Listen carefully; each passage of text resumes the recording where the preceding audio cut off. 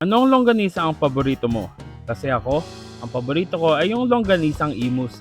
Kaya naman dumayo agad ako ng Tokwahan Imus nung nalaman kong may nagtitinda na nito dito. For today's video nga ay dumayo kami ni Bonita at ng aking kapatid sa Tokwahan Imus Cavite dahil nga meron daw ditong nagbebenta ng longsilog at ang longganisang gamit nila dito ay ang authentic longganisang Imus. Sa dami-dami ng kainan sa Tokwahan, isa talaga to sa dinayo ko at dito nga yan sa Minyang and Loida's Delicious Longganisa. Bago pa man sila magtinda dito ng longsilog, ay suki na nga kami ni na Lola Minyang, Ate Loida at Ate Bogay ng kanilang longganisa. Dahil isa nga sila sa mga kauna-unahang nagtinda ng kilalang longganisang Imus sa Imus Public Market. At ngayon sa bagong henerasyon, sa tulong ng kanilang mga apo ay naisip nila na magbenta nga ng lutong longganisa at naisip nila itong itinda sa isa sa sikat na tambayan sa Imus, ang Tokwahan. Tama na nga muna ang kwento at tara, tikman na natin ito. So guys, ayan, titikman natin itong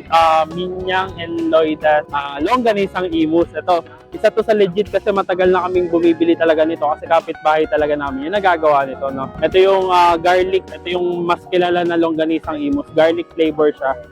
Tikman natin, guys.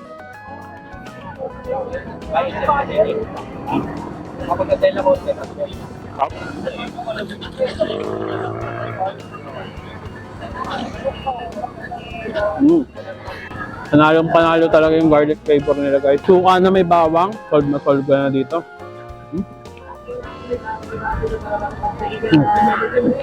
Sarap. For as low as 70 pesos, guys, matitikman nyo na to. Dito lang yan sa Tokwahan. Kain tayo, guys. Natakam ka ba at gustong masubukan ng longganisang Imus ng Minyang and Loida's Delicious Longganisa? Ano pang iniintay nyo? Tara, dayo tayo!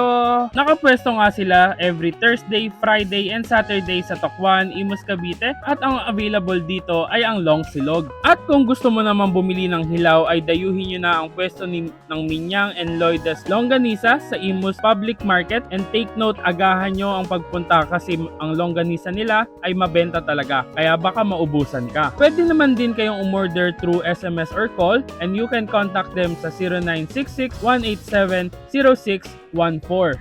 Dito ko muna tatapusin ang ating vlog sa una naming dinayo na kainan sa Tokwahan, Imus Cavite at abangan nyo dahil meron pang kasunod. At syempre, abangan nyo din ang susunod namin na dadayuhin kung saan may masarap, mura at kakaibang kainan. Please don't forget to follow and subscribe our social media accounts and thank you for watching and syempre, don't forget to eat right and grind. Let's go!